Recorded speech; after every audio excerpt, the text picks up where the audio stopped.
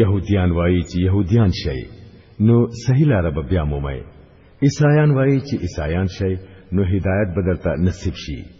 دوی ته وایا چې نه هر څه پرېږدئ یو د ابراهیم علی السلام طریقه او ابراهیم علی السلام د مشرکانو نه اے مسلمانانو وایا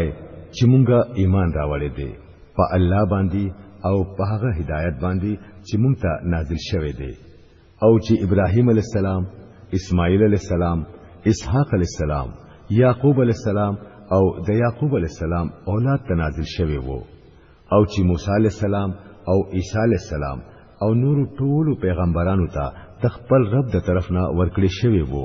مونږ دا غوي په مینس کې هیڅ فرق نه کوو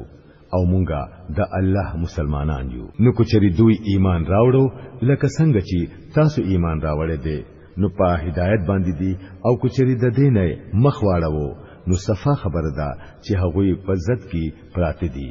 نو اطمینان لرئ چې دا غوي په مقابله کې الله ستاسو د حمایت لپاره کافی دی هغه هر څه اوري او په هر څه پوهه او آیا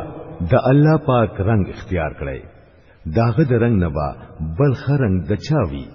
او مونږه دغه بندگی کوونکیو